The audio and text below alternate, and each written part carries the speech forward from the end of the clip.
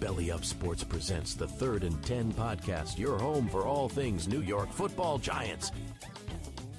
Here are your hosts, Nathan Nguyen and Brian Germinaro. Take it away, fellas.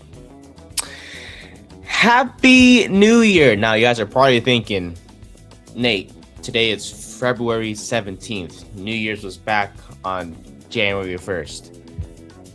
I understand that. But today is the first day of the Chinese New Year, or the Lunar New Year, as they say, for all of us Asians out there. I know, Brian, you're not Asian, but I am. So, happy Lunar New Year to everyone who celebrates. Today is the first day of the year of the horse. So, if you were born in 2002, this is your year. For those who don't know, then that's BS, because I was born in 2001. Last year was my year, and last year sucked. But hey, it is okay. It is okay, because honestly, even if, since obviously this year is the year of the horse, and last year was the year of the snake. Yeah, I'm a snake. It sucked. Yeah, but that does not mean that this year's gonna be, or this year, does not will not benefit you, as I should say, because when it comes to the year of the horse, it symbolizes energy, freedom, and forward momentum, and it's synonymous with strength, grace, and determination.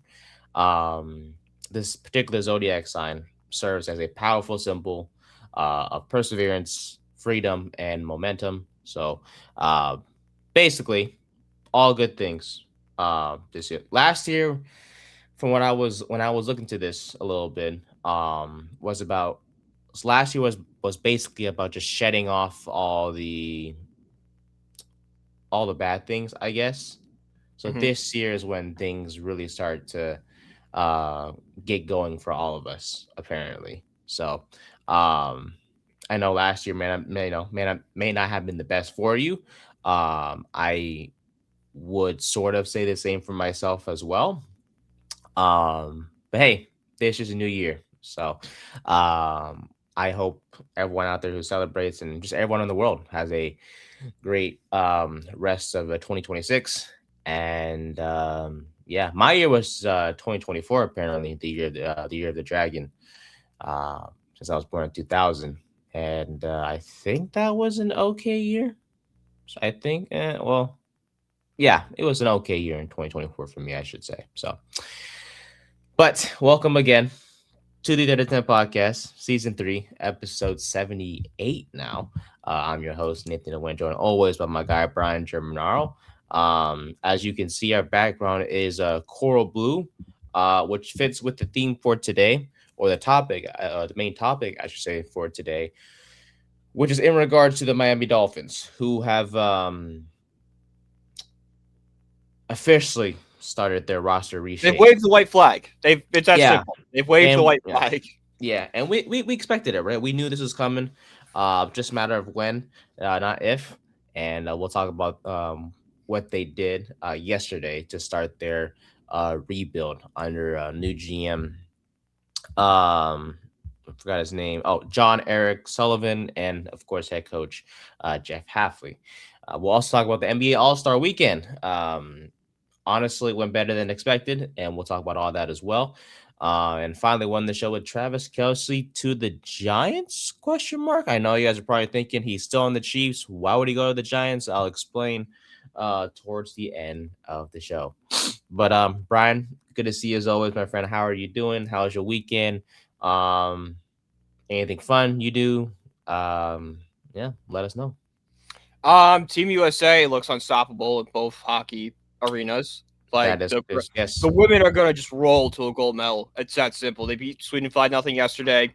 They're set up for a rematch against Canada. They've already beaten Canada 5-0. They've allowed 1 goal this entire Olympic tournament. So you should feel really confident at about 3:10 on Thursday that Team USA women are holding the Gold Cup. The men went 3-0. Look great against Germany. A little concerning against Denmark, but they kind of shake that off against Germany. So we'll see what the winner of Latvia Sweden has for us. Okay. And so we're in the championship, right, for the men's and the women's. No, we are in the championships for the women's. We're in the playoffs for the men right now. Gotcha. Men quarterfinals. The men's. I don't know what round. The opening round playoff Preliminary, going on right now. Quarterfinals would be Wednesday, so tomorrow, and then so on. Okay, gotcha. Sounds good. Finals. We go. All right. Yeah, usually. I mean, I know it's for the women's hockey, but it seems like U.S. and Canada. U.S. and Canada always ends up being the finals. For women's hockey, it's U.S., Canada, 50 feet of crap, and then everyone else. Speaking of that quote, I been seeing a lot of clips of, from Moneyball on YouTube, and I'm just like, maybe this is a sign to just watch Moneyball today. And, you've never watched it?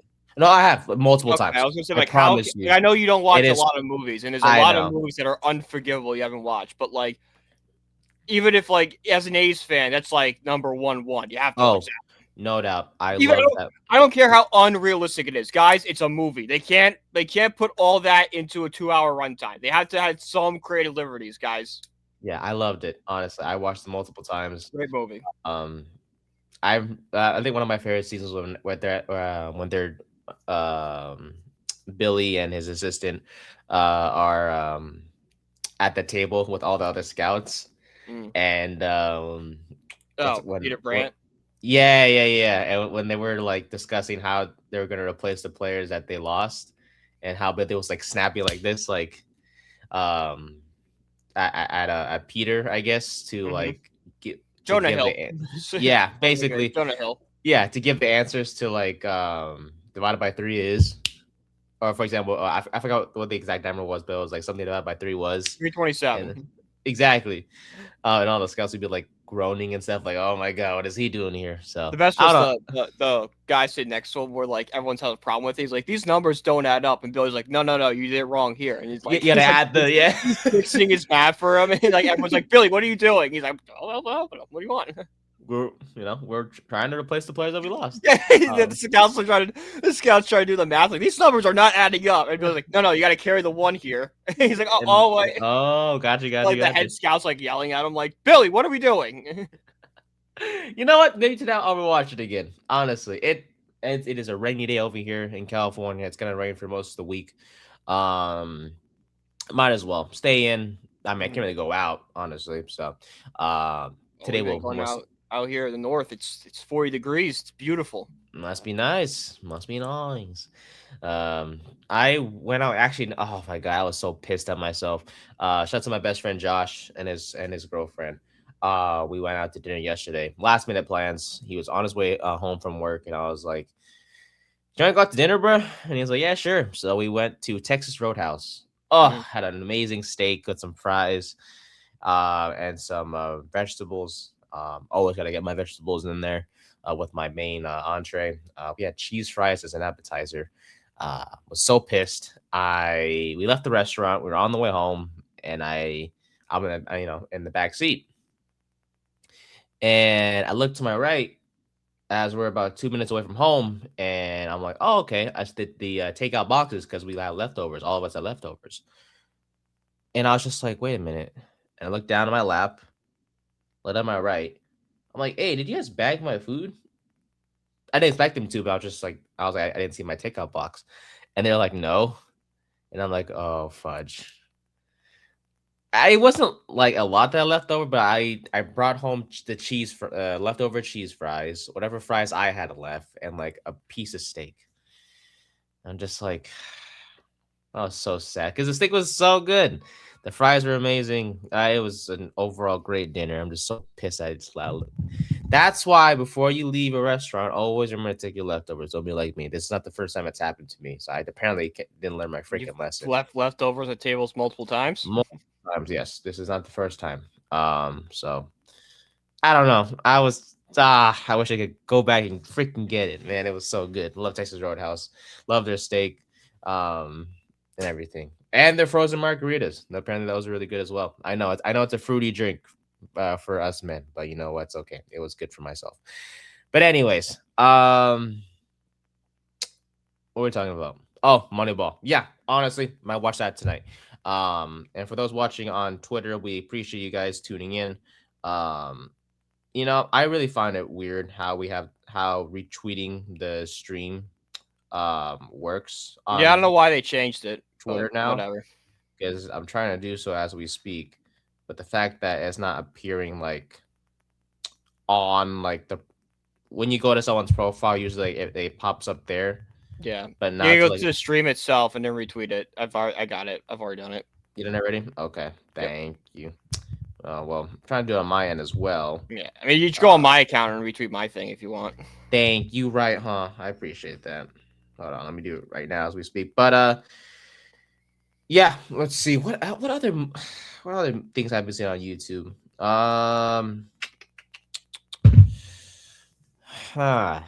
Nothing too interesting other than sports news.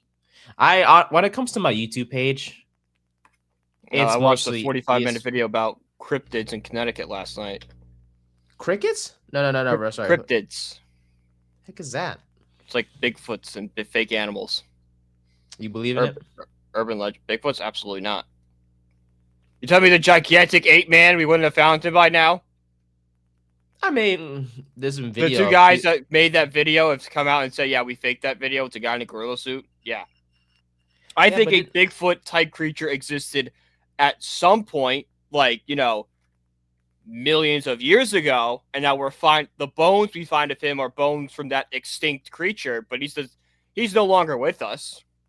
Same thing with Loch Ness. There was a Loch Ness monster at some point. He's just no longer with us.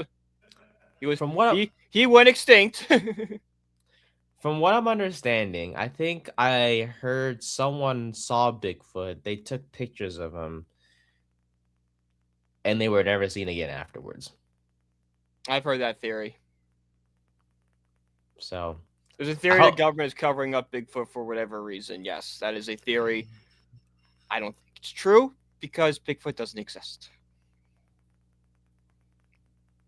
It's not like we find new animals every single day. So yeah, we found a monkey in a tree that's like, that's like 2 feet tall. Yeah, of course that thing went missing for a while. This guy Bigfoot is 8 feet tall. You don't think we're gonna miss that thing? Like, hey, you see there's a big 8-foot thing outside. Like, you don't think over the hundreds of years we've had, I don't know, cell phones and cameras, someone would have had a picture that doesn't look like this with the phone? Why is every video's like grainy and like they're doing this? Hold your phone straight. So no, Bigfoot, aliens exist. Bigfoot, no. Okay, hold on. Go back. Where are the aliens coming from? So Space. Bigfoot doesn't exist, but yet we've seen aliens before. No, aliens mathematically make sense. There's billions and billions of planets in the universe. You're telling me not one? We're the only one with life on it? No, the countless planets. But mathematically, one of them has to have it. If they've come here, it's a different story. But aliens definitely exist somewhere. Would you like to meet said aliens, good sir? I would love to meet aliens. What's up? Well, okay. You guys gamble up there? What? That'd be the first thing you'd ask them. What beer do you have?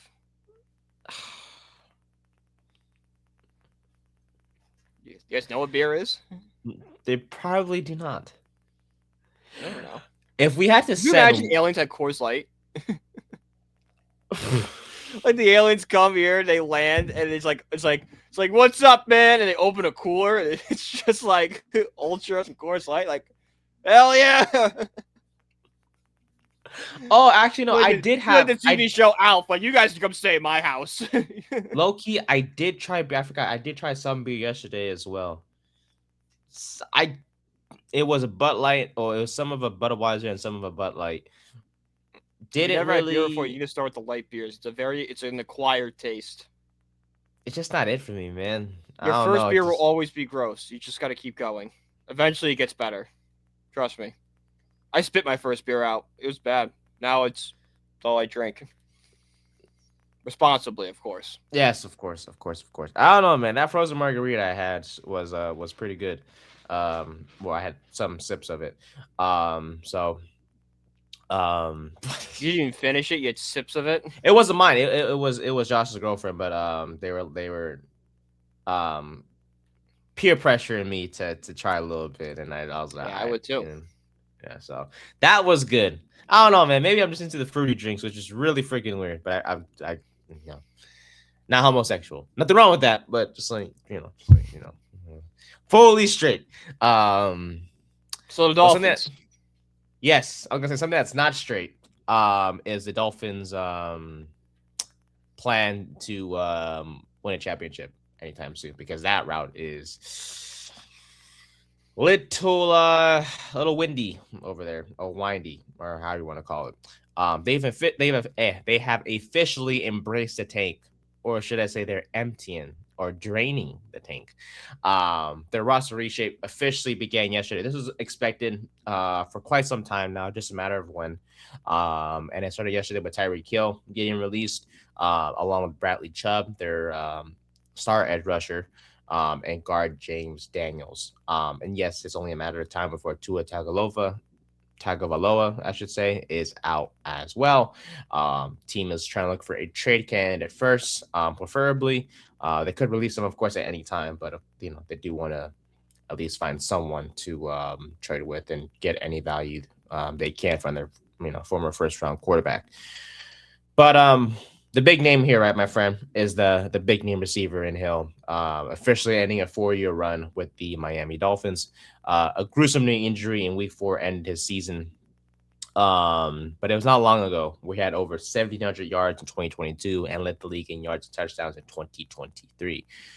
24 was a bit of a drop-off year, but then I was expected, because if you consider the quarterbacks that he had to play with, Tua, Tim Boyle, Tyler Huntley, and then Skylar Thompson, I'm pretty sure everyone would struggle too, no matter who you are. Yeah. We saw Justin Jefferson had the drop year with 9 as his quarterback. Yeah, with JJ McCarthy, Carson Wentz, it's not good.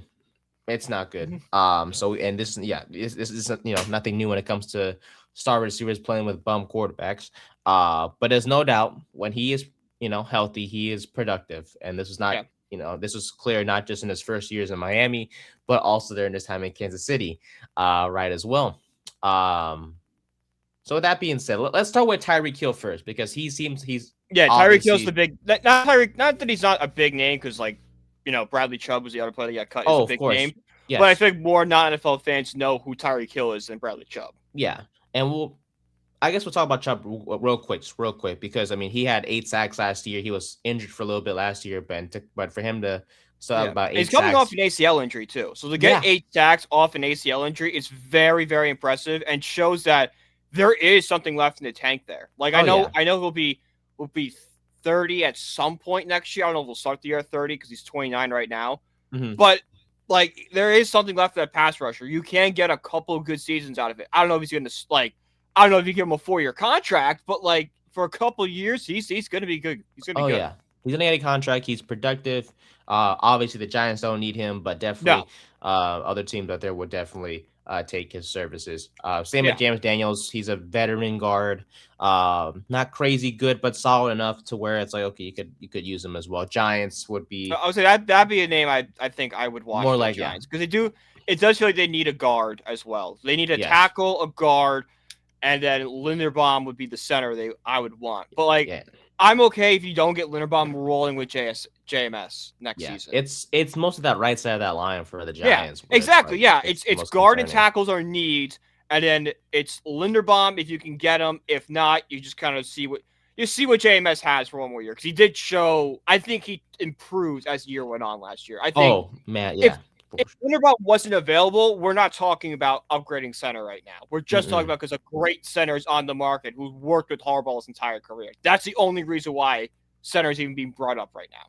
I could see us overpaying for Linderbaum, to be honest, but we'll see how that goes. I'm fine with overpaying. Me as well. I do not. Well. I wanted him back when he was drafted. I'm like, that's the guy the Giants go out and get. I thought he'd fall to the second round, but I think the Ravens took him at 23rd. Yeah, if you do get Linderbaum, JMS better start cross training to guard, buddy, because when he gets to play, it's either train guard or work out a trade with someone, and we'll send you off somewhere else. That's it. Because we'll get Yeah, because you're not gonna get playing time here. That's all Linderbaum is starting. Nope. But Tyreek Hill, no doubt, very productive receiver. He's quick, Yes. he's fast, the cheetah himself. In your mind, I guess was one. This seems like the obvious. Was this a good move for Miami from Miami? And two, where could you see him going? To A, is New York an option for you in your mind as well? So we'll break this down. Do I think this is a good move for the Dolphins? I don't agree with cutting him because I would have tried to work out a trade because getting something for Hill is better than just straight up cutting him. And I know there's a bunch of other factors like the cap situation is something, teams wanting to give up assets for Tyreek Hill. But at the end of the day, the Dolphins seem to be moving on. All right. They got the new coach, Jeff Hafley, right? Hafley? Yeah. Yes, sir. Great guy. I want him as a Giant coach. If we didn't get Harbaugh, he was on my short list of guys. It was Harbaugh was the white whale, then Stefanski, Shula, and Hawley were my guys. Those were that simple.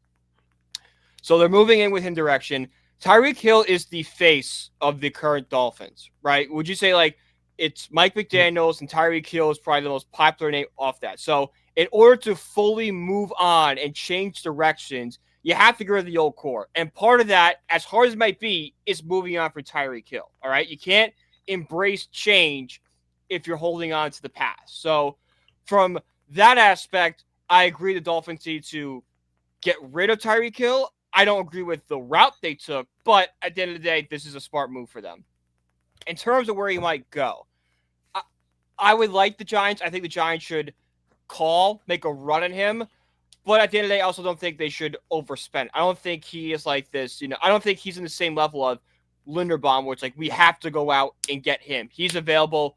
Go get him. That's not the case. I think you make a phone call just to be, proactive, see what you want. It is risky. He definitely lost a step. Is he going to want to be, like a wide receiver 2 behind Neighbors or potentially a 3 with Wandale? Like, will Dart with more relation with Wandale go with him early? Other landing spots, I think the Chiefs are probably the most interesting team. I think they would love to have him back. Mahomes would love to have him back.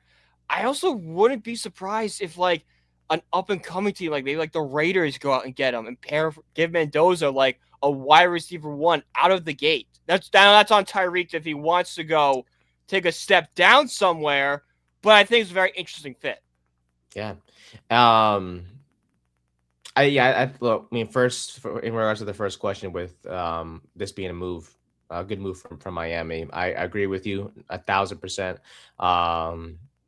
And it's like at the end of the day, they were just trying to get rid of everyone, no matter how it was. And I get it. Maybe they did try to trade him, possibly. But when you talk about a guy who's coming off an ACL tear, not a lot, if any, prospective teams wanted to trade for him, and if anything, prefer for him to just be on the open market, so they could just sign him if they wanted to, I should say. So I get it if no one wanted to trade for him, which of course led to his release by the team itself. In terms of the Giants, I first thought that came to mind when I saw him getting released was, okay, perfect, Giants, go get him. And then I kind of backtracked a little bit. I was just like, okay, wait a minute. You're paying for name, not production. Exactly, right? ACL tear. We just had a receiver that is coming off an ACL tear himself in Malik Neighbors. So it's like you're going to have 2 receivers coming off ACL tears on your team. Like, that's kind of a little scary. Neighbors, though, I mean, he's going to be set for training camp, it seems like. But it is kind of, it's not the greatest look in the world if you have 2 wideouts starting for especially you. One wideout who like needs speed to be productive. Yeah, and unlike the one we have that right now, Tyreek is a little bit older, about to be 32, if I'm not mistaken. So he is, and let's not forget, he also has a ton of legal problems. Yes, the off-the-field concerns are off-the-field concerns. I know Harbaugh is a good coach and can coach these kind of distractions and stuff. He was the man at the helm during the Ray Rice scandal. He was the guy during that.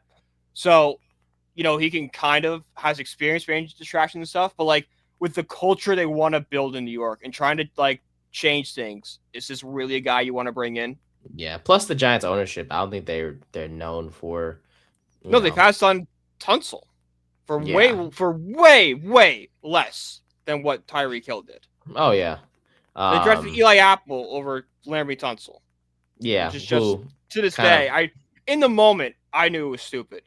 Yeah, and he kind of got himself into some trouble as well, Eli Apple, if I'm not mistaken. Eli Apple is a cancer in any locker room he's in. That's simple. But well, he's succeeding. Larry Tunsil is a upstanding guy. He just, he had a little fun with a gas mask one night. That damn one video, bro. Man, if it wasn't we're getting released, he would have been one. But like, if an NFL prospect had that released today, it wouldn't change anything. It'd be like, maybe he'd drop a pick or two. He wouldn't plummet like Tunsil did. Yeah, because if you're a generational talent, it's even 5 years after the Tunsil video, I don't think his drop off is that severe. No, not at all. And he's a solid tackle. I think he's currently on Washington. Was on Houston the year before. Personally, I thought the Texans shouldn't have moved on from him, but apparently Texans. No, that was a. You already had O-line concerns, and then you traded. And yeah, is Tunsil's play on decline? Yeah, he's getting older up there. But yeah, regardless, he's still, even at his current age, he was better than any other lineman you had slated to start. So why are you moving on from him? I understand the contract concerns. Restructure the damn contract. Beats me. That's why Stroud was running for his life back there. Houston's O-line did get better as the year progressed, but obviously it ended in a playoff loss for the Patriots in the divisional round. Divisional round, yep. But in regards to Hill, yeah, the off-field current concerns do scare me a little bit, plus the health issues like we just mentioned. But, if the Giants were to explore it, wouldn't be mad about it. I'm not opposed to exploring it. No, absolutely not. Not at all. 1 year prove-it deal. If he's okay with it, might as well. He would immediately, in my opinion, slide in as the number 2 receiver. Yeah. You bring back Robinson, you got yourself a hell of a trio for Jackson Dart. And, if John Harbaugh and the new, I believe, assistant GM, I'm trying to think of Dawn Aponte. Oh, no. She is the assistant senior vice president of football operations. Thank you. Who will be reporting basically, to John Harbaugh. Basically, Joe Shane got neutered. Yeah, and all reports indicate that Joe Shane handles scouting. That's it. He's a glorified head scout, is what he is. Which is crazy. I never seen a GM get demoted. Quote unquote demoted that much. Howie Roseman did back in 2013 when the Eagles did all those moves. They traded LaShawn McCoy for Kiko Alonso, signed DeMarco Murray, traded Nick Foles to the Rams. That was all Chip Kelly. Howie Roseman got demoted. Not demoted, but like his role football operations were taken away from him, which is crazy to think about, like where Howie Roseman is now. There was a point in time where Eagles ownership gave Chip Kelly the reins, and then Chip Kelly promptly destroyed a pretty good roster. Stinked up the joint, and then they're like, all right, Howie, well, let's turn right back to you. It's like, oh my God. I remember Eagles fans like, it's not that bad. I'm like, it's going to be bad. It's going to be bad. I hate the Eagles, and I know this is going to be bad for you guys. But no, DeMarco Murray's going to be great. Yeah, okay. Yeah, sure. But for us, it does not look like it will fantastic. Be bad. Yeah, because it was needed. We are officially a head coach ran organization now. Big fan of Aponte. I'm not comparing Joe Shane to Howie Roseman. Joe Shane's a moron. I wanted him to take away his stuff. I was just giving you an example of when teams have done it. Oh yeah. Now I know it seems really bad the way the picture is painted in terms of what Joe Shane's role is now, because Harbaugh has said a lot of good things about Shane and whatnot. Well, yeah, he's not going to trash this guy in public. Yeah, John Harbaugh's a decent human being at the end of the day. He's not going to be like, you know what, that guy Joe Shane I work with, the guy's an idiot. Dude, I don't know. I did not believe how I guess limited of a role or limited of a job that Joe Shane has to do now, because he's really scouting. It was very simple. I think Giants ownership went to Joe Shane and goes, okay, you're either going to be this or you're going to be unemployed. you're gonna be gone, and it's like no one's gonna sign you to be a Exactly. GM. So He's not going to, I mean, a team's going to sign him, but it's going to be in like a head scout role and assistant limited GM role, role. yeah. You know what that comes with? Pay cut. Exactly. So it's You like, don't want that. I can make this salary and do less work and stay here. I know to move my family.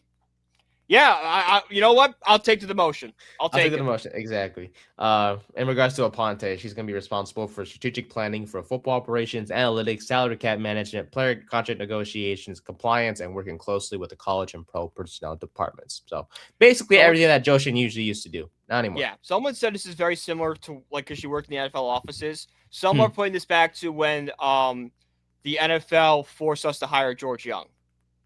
It's like, this is a smart person who knows, like, the league, knows the ins and out. She will help you get on track.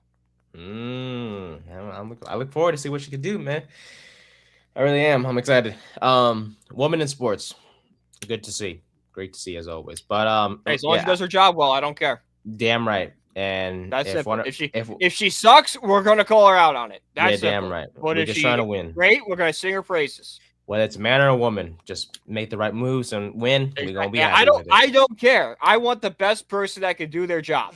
Amen to that. And Joshin is clearly not that guy. No, he's not. But definitely would love. No, I'm glad he got neutered. I am very glad Joe Shane is no longer just doing scouting. That is fine with me. Yes, I'm happy about that as well. Honestly, I wonder how much of a Brandon Brown will have now, because if Joe Shane has been limited to this, to just scouting too, I wonder how much. I think Brandon Brown is just there. I think he's just a vibes guy at this point. Yeah, at one point he was a guy that people said that would be replacing Joe Shane if Shane would be fired. I'm just like, that would have been horrible. No offense to Brandon Brown. I'm sure he's a great guy. But, like, if you want to fire Joe Shane, don't hire the assistant. The assistant GM, he's literally the same as Joe Shane, low-key. Exactly. It's why I'm so critical of Buffalo. I'm like, you wanted a culture change, but then you just brought in the OC. That's what culture are you changing? You're not changing anything. You just, help. You're continuing, or how do I say this? You're bringing continuity to the team still with, since Joe Brady has worked with Josh Allen for many years now. But at the same time, it's like you wanted a fresh face. Yeah, really a fresh face? Yeah, that's what I'm saying. Like you wanted a fresh face, yet you just bring in the OC. Like it's not. Yeah, it's like what? Yeah, so.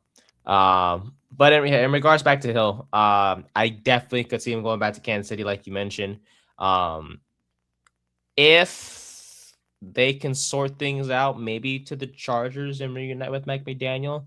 I know they've had sort of a rough relationship and whatnot, but if they can get past that, honestly, I could see the Chargers. They could use a receiver out there. I know Labaconki sort of had an off year last year. Keenan Allen's only getting older. Quentin Johnston's hit or miss. You bring in Tyreek Hill, brings immediate speed to that offense, and would definitely help Justin Herbert. You brought up the Raiders. That's a fantastic choice. We know they need receivers badly over there as well. When you think of receivers, you can always think about Buffalo, right? They could always use a wide out, and Khalil Shakir was the number one last year, but honestly, the whole receiving core was just not that great. Tyrell Shavers was out there starting. I'm just like, never heard of this guy before in my life. No disrespect to him. Just never heard of him and wasn't that productive anyways. And I think they had to pick up McCole Hardman, I think, at one point, too, because that's how bad the receiving core was, I should say. So we'll see. We'll see. But hey, 8-time Pro Bowler, 6-time All-Pro. He's out there to be signed. So whether it's the Giants or whoever is out there, give him a shot and see what happens. Because when healthy, he's really productive, and he still has that speed to him. So we'll see how that goes.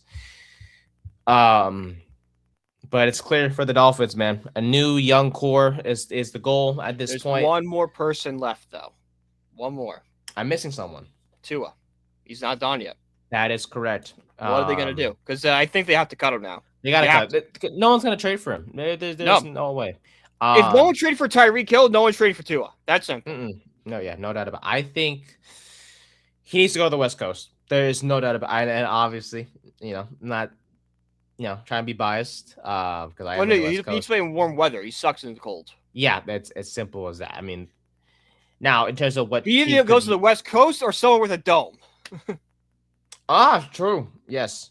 But it's like West Coast would probably be better because at least he can, there's more likely of a chance he plays in warm weather. Here's the thing. So, not necessarily. Like if you play for the Rams, like you're going up to Seattle, that's cold. True.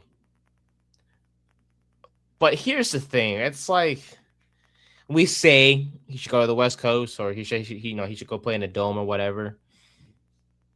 Eventually, you're gonna be put into a cold environment, and it's are you really gonna just keep sucking when it comes to playing? Tua is a bridge quarterback. No team is signing Tua Tagovailoa to be their franchise guy. He is the bridge until the young guy either draft the young guy or the young guy is ready.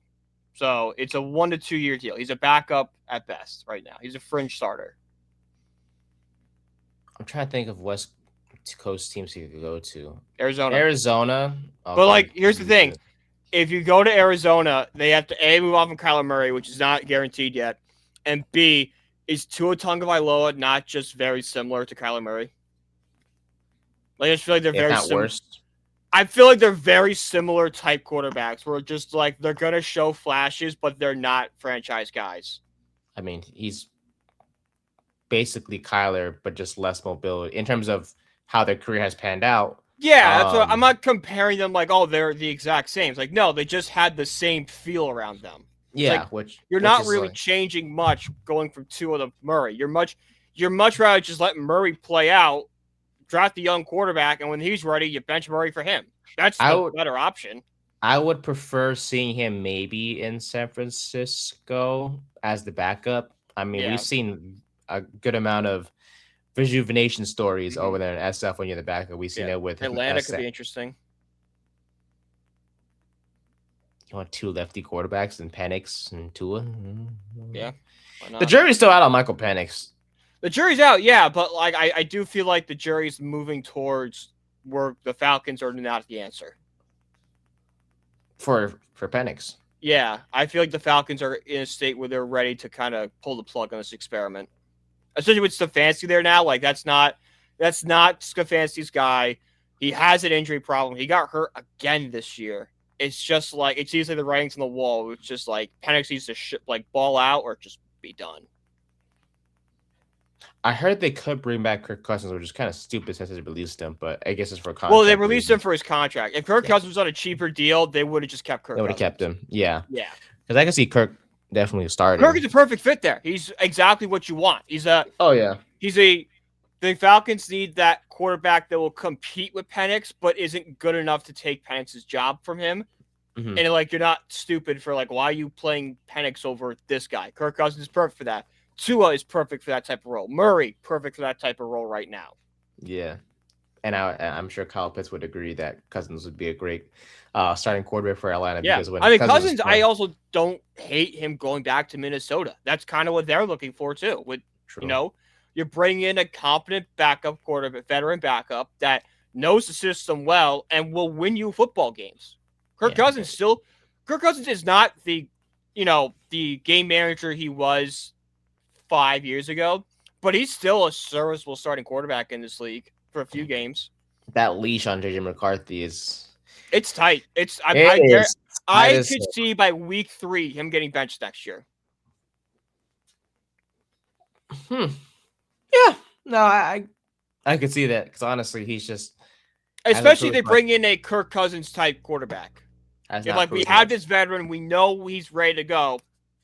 Sorry. Best case scenario for JJ McCarthy, he goes on a Bryce Young run where the year before. He needs to come out of the gate hot next year.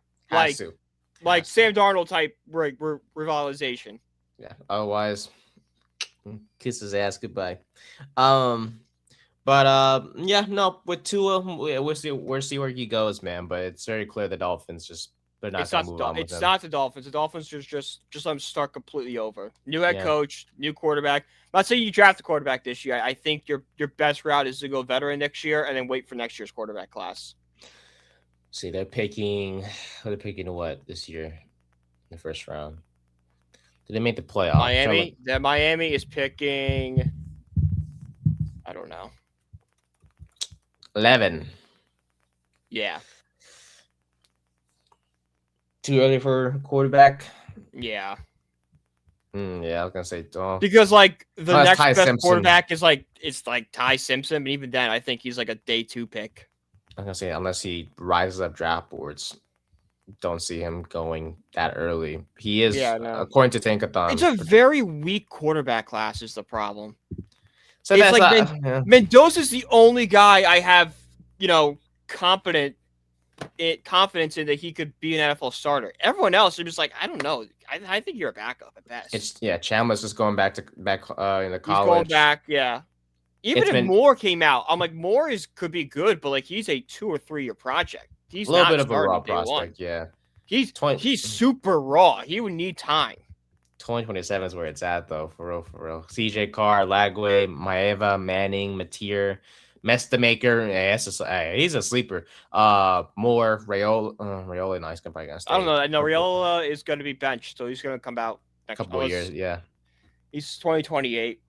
Yeah, Sayin and Sellers are the others for 2027. So, I mean, Sellers is a popular name, but he really needs to prove himself after last year. He should be QB2 right now. I think Drew Aller is a name to watch. I mean, they have him to go in like the 5th round, or the 4th or 5th rounds. But he's an interesting name to watch out for because Aller has all the tools to be a good quarterback. He's just not. He's very similar to Anthony Richardson, where it's like this guy has all the tools to be a good quarterback. It's just when you watch the film, it's just not there. Yeah. He has the size, has the arm, but just can't produce. He can't put it together. And that's I think teams are starting to learn that like you can't look at a quarterback. You have to look at their on-field stuff. Because they're already saying Richardson's going to demand a trade. Dude, no one's trading for you, bro. For Anthony Richardson, yeah, no. Nobody. He's pretty much in a two situation where it's like he's probably going to be released because the Colts are well on their way to. The Colts are going to try signing Daniel Jones again. Yeah, they're going to franchise tag him if I'm not mistaken. So, and they might as well. I mean, he had a great season. He was on his way to what some people thought an MVP season before his injury, which is crazy to say. Even before the injury, he kind of slipped a little bit. If you look at the numbers, you saw the decline after that first 6 weeks. It's like, oh, he's not MVP anymore. He was solid though, I will say, which is impressive. He was very good. I'm not saying he wasn't. He's just like even before injuries happened, the cracks were there. Yeah. To be expected, right? Because we've seen it before. I said it every week. I'm like, all right, guys, like ride this train out for as long as possible because it's gonna end at some point. It's coming. Just you wait. It's going to happen eventually. It's a ticking time bomb waiting to go off. So, we will see how that Dolphins rebuild goes. But they're definitely not competing in 26. Honestly, not even 27. It's going to be a very long time before we see Miami in the playoffs again, honestly, because there's just a lot of issues out there. So Jeff Hafley definitely will have a long leash on him for sure. Yeah, he's overseeing a rebuild, a tear down rebuild. Yeah, so but some teams are like, oh, after 1 year they just fire the coach. Not with Miami, they really got to give him a long time to cook things up. So. Something though that was cooked up this past weekend was the NBA All-Star events. Who won? I didn't even see who won.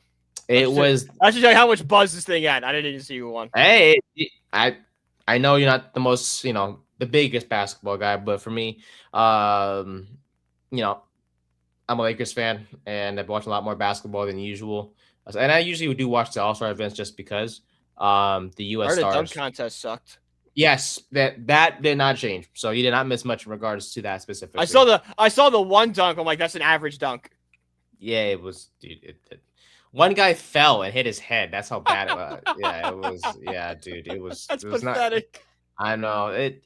I don't know. If there's one thing the NBA needs to fix, it's the dunk contest. Like they gotta do something. Dunk contest kind of feels like your friend's dog that's like 19 years old and it's blind and deaf. It's like, dude, because put it down. Because it's like with every year that goes by, it's the prospects that compete for the trophy just gets worse. Because this year, was what was his name? Keith something Johnson. Johnson from the Heat. Yeah, the fact that you don't know the competitors tells you all you need to do. All you need to know about this event. Sorry. Yeah. No one knew who Kashad Johnson was before. Exactly. Yeah, that should tell you. Like, you know, like he's a the home run derby doesn't have all the big power hitters like Judge doesn't do it anymore. But like, you kind of know who these guys are. You recognize who they are. Yeah, they're recognizable names. They're not like they're not Tyrone Taylor on the bench for the Mets coming in. No. Because Kashad Johnson, he's a backup forward for the Heat. Carter Bryant's a rookie that not many are known about. No, he's pretty good, but no one really knows about him. The biggest name was Jackson Hayes of the Lakers. I'm not just saying that because I'm a Lakers fan, but he's the veteran name out of the four. And only got it. He honestly should have been in it, but the only reason he got in, to be honest, was because he did a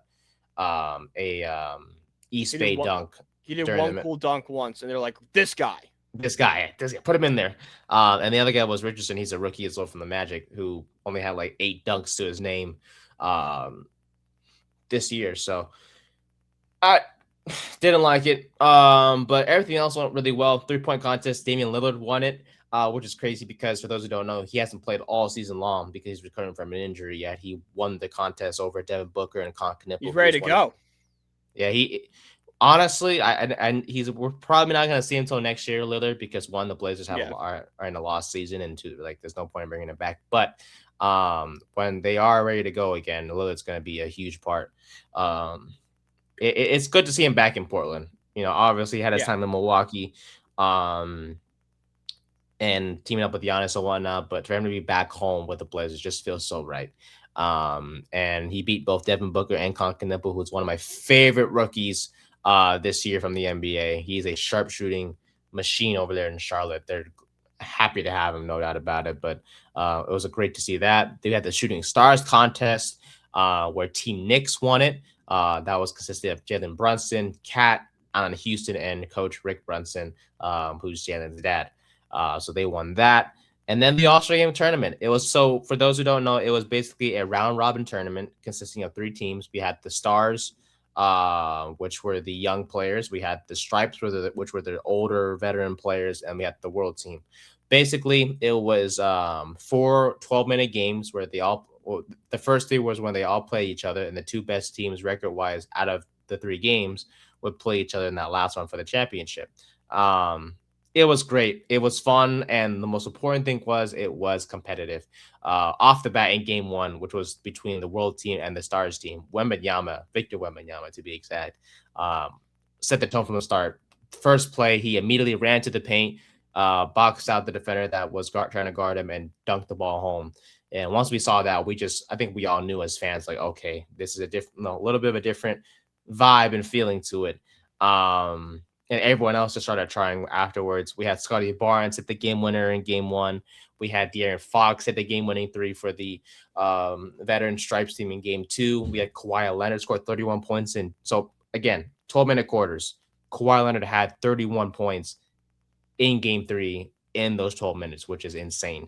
And then in the championship, wasn't that close. The young studs, the Stars, beat the Stripes by 26 points, and Anthony Edwards, the Minnesota Timberwolves, won MVP for his squad. So overall, honestly, one of the best All-Star weekends as of recent, to be honest. I think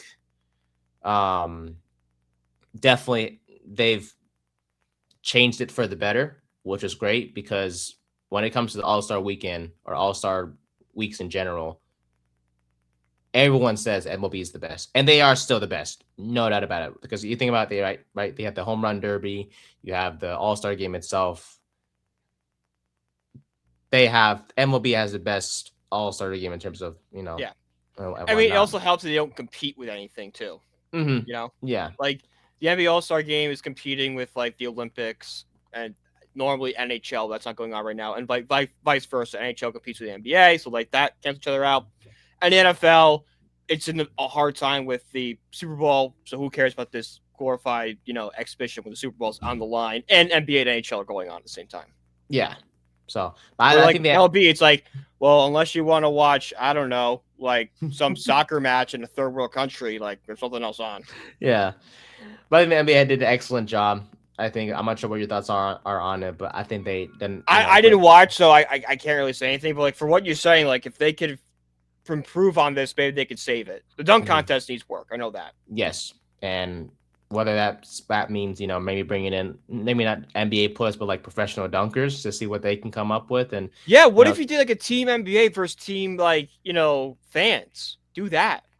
Team YouTube versus Team NBA, and then it's just like, all right, whoever gets the highest score wins. So like, and then it would answer a question: can a casual fan beat an NBA player? And then you have like a casual like me is going to tune in because I want to see if the YouTuber can beat the NBA player. If you think about it, it'll bring back some level of competitiveness because it's like if you're the NBA player, it's like, damn, I'm not gonna let no, average Joe, beat me. Right? Yeah, exactly. Yeah, that's how you spark things. Yep. Yeah. So, no, I loved it. I look forward to see if this will continue next year in regards to the USA versus the world type of vibe, but we shall see. But excellent job of the NBA. I look forward to see how the rest of the season goes, especially for my Lakers, man. We should have Luka Doncic back and healthy for Thursday. Same with Austin Reeves off his minutes restriction, and of course LeBron James himself as well, who the Lakers would love to have return next year. So I know James has been very. The Lakers are now wanting to return. Interesting. I think he should just go back to Cleveland and just do one hell of a retirement tour. Just party. Might as well. Yeah, I could see it. Wouldn't mind it. I'm not the biggest LeBron fan in the world. I'm grateful for his services, no doubt about it. When you think of LeBron James, he'll always be a Cav. He'll be a Cav and a Heat first. I feel like his time with the Lakers will kind of be not. I don't want to say it's going to be like Shaq with the Celtics because it's very different. Like LeBron was there for a good period of time. It's just going to be like, oh yeah, he also played for this team. You know what I'm saying? Yeah, no, I get that. You're going to think of it as like, oh, he was a Cav, and then he went to Miami, and then went back to the Cavs, and then, he was in LA for like 5 years. Yeah, with LeBron, I'm trying to think of a better example than Shaq on the Celtics. It's like, it's kind of, no, not Pools on the Angels. It's similar, but not exactly the same. It's kind of like, I don't have a good example off the top of my head. It's the problem. I'm trying to help you out, but I can't. I'm kind of nameless right now. You got to think of a star player that went to two different teams, did well in both teams, but then also went to a third team and like was okay, but didn't reach the same heights as his other teams did. Yeah, I don't know. But I will say with LeBron, I think the moment he stepped in LA, of course. Oh my God, Pedro Martinez. Pedro Martinez. Everyone thinks him as a Red Sox. He's also at that time in Montreal. Everyone thinks about. Everyone forgets he was a Met for 5 years. That's news to me. He signed for the Mets in 2005 and pitched for the Mets from 2005 to 2008. Yep. Well, But like when you think Pedro, it's a Red Sox and an Expo. That's what you think of Pedro. Yeah, it's not the third team. Never pick up the Mets. Exactly. Yeah. I think it's going to be the same thing with LeBron. He's a Cav. He's a Heat. Also, he would play for the Lakers for a couple of years. His time in LA will be very. It would be hard for me to describe because I think the moment he stepped into the LA lights, there was a lot of excitement around that to be expected. But I think Lakers fans were like, "You're never going to be." There should have been more. It's not even that. It's like you'll never be Kobe because Kobe was such revered. Well, yeah, but that's also unfair to put on LeBron. Yeah, no, I agree. That's like the Phillies signing Bryce Harper. It's like, well, you'll never be Mike Schmidt. It's like, well, yeah, guys, that's a franchise icon. I can't live up to that. Yeah, and I think that's unfair to put. Maybe being upset at Freddie Peralta because he won't be Tom Seaver. It's like, yeah, no, he won't be Tom Seaver, but like he's going to be a really good player for us. Just be solid for us. It's going to be. I'm excited to see what he can do. By the way, I really am. He was fantastic. We're going to be blessed with a Freddie Peralta Paul Skeens matchup opening day. Oh. I like that. I mean, he was fantastic on NBC, which sucks. I hate this on NBC. What do you mean? Hey, trust me. No, opening day's got to be on the local broadcast. But you should be happy. It's like national No, TV. I want the local broadcast. I want Gary Keith and Ron. That's opening day. I know, but opening day is sitting down, getting the SNY theme song for the first time in months and hearing Gary Cohen's voice at Citi Field announcing the game. That's opening day, not, whoever. This isn't a shot. This is not a shot at NBC. It's not. I think every fan will tell you they want their home broadcasting opening day. True. Well, but then again, it does send a message because that one, you guys are a good team that a lot of people that. No, yeah, that's awesome. But so. I rather be on SNY. I rather put us on national televised games Saturday and Sunday. Don't care. Opening day, SNY. Fair enough. Gary, Keith, and Ron. Fair enough. For the A's, we're not going to be on national TV, tell you that, but we do have the Astros in game 1, so I look forward to see. I think we're going to throw. Who are we going to start? We're probably going to start. It's going to be Sevy again. Could be Savali, but it's more than likely going to be Sevy to start game 1. Yeah, he gave him the biggest contract in franchise history. He better be opening day starter. I know, right? True. But no, back to LeBron real quick. I think I love him. I thank him for his services. I do. I mean, he did. As much as y'all want to say Mickey Mouse ring, I get it, but he did win a championship with the Lakers. MICKEYMOUSE, Mickey Mouse. That's me. I know, love that song. Or love the Mickey stuff in general. But public domain soon, I believe. Actually, I'm sorry. So yeah, I believe it's entering public domain soon. So we're gonna have a Mickey Mouse horror movie very soon. The Winnie the Pooh horror movies. You ever seen those? I heard of those. Yes. Don't watch horror movies. Movies. Do yourself a favor. I would never recommend them. They're the worst movies I've ever seen in my life. Terrible. Was it just poorly made, or was it just? It was just stupid. It was just stupid. How do you make the movie can be summed up as Winnie the Pooh killing hot girls in bikinis? That's the exact. That's some of the movie. Yeah, I'm gonna pass on that. But unless you're 15 years old, you're gonna hate it. I just don't understand how you make a childhood character scary as hell. But no, with LeBron, man, look, I don't know. To describe his time in LA it's hard. It's difficult. I see. I thought we were ready to move on from him. Reports say otherwise that we wanted to come back. I think for the betterment of the team, I think it's better if you move on. Just move fully on. Embrace the Luka era. Exactly. Clear that cap space.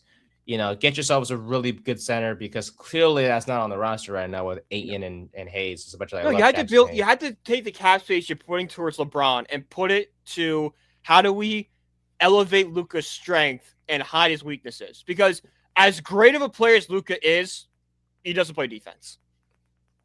If he tries, it's there. But I think what the Lakers need to do is you got to bring in shoot. We are one of the worst shooting teams in the league in terms of from beyond the arc. Does it help we sign Luke Kennard? Yes.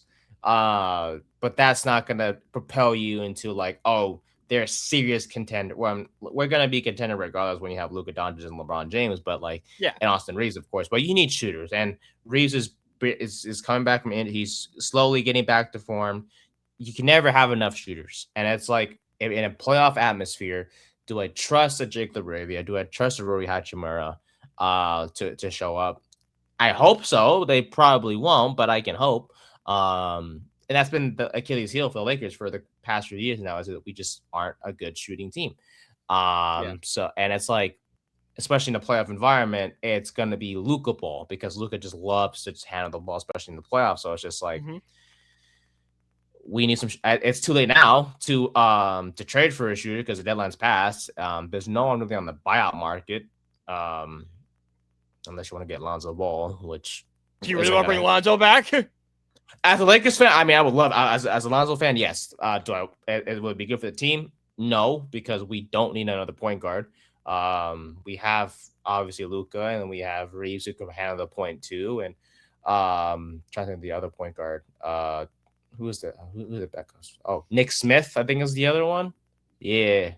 Oh, Bronny, I guess, too. Maybe we should have... No. The minute LeBron James is not on the Lakers, neither will Bronny. Oh, yeah. Well, Bronny's an interesting case, and I'm not. Bronny will have a 10-year career because his last name is, his name is Bronny. Yeah, but he's not going to be in one place. He'll be bouncing. He'll be that guy off the bench for like 8 different teams. He'll have the rainbow jerseys. The thing is, I think I promise I'm not trying to sound biased, but I think with Bronny, I think it's something's there. It hasn't been unlocked yet. Bronny could have used 4 years in college. Is what he could have used. He could have used a lot of time developing and was rushed because of daddy. Because I want to play with his dad, which I understand. Oh, I understand completely his decision. It makes total sense. But just like if Was his the right name one? was Bronny Smith, he could have used, he probably would have played Sometime in at college, yeah. he would have probably played at a mid-major for a few years, transferred to a big school, and been like a second, maybe late first round pick, and find himself as a career bench player. That's fine. Yeah. It's just I think he just needs more playing time. I think for him to only see playing time when we're up by 20 or 30 or down by 20 or 30. Like, for example, there was a game recently. I believe it was against the I forgot what team it was. But basically, James was out, Luka was out, Reeves was out, Marcus Smart was out. Marcus Smart's the other point guard, so my apologies to him. He's the backup point guard, but this has been starting at the shooting guard position. I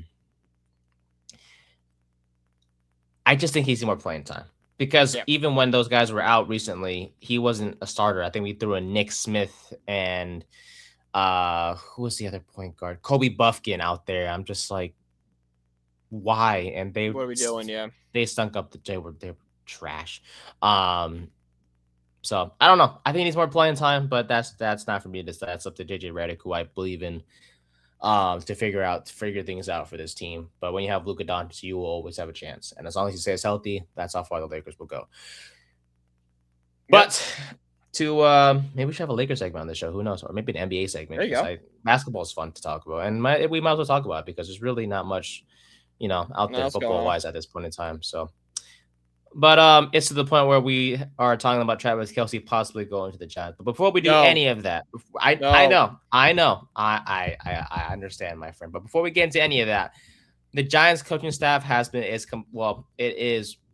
was completely set until someone decided to go with the Raiders. Matt Robinson, screw you.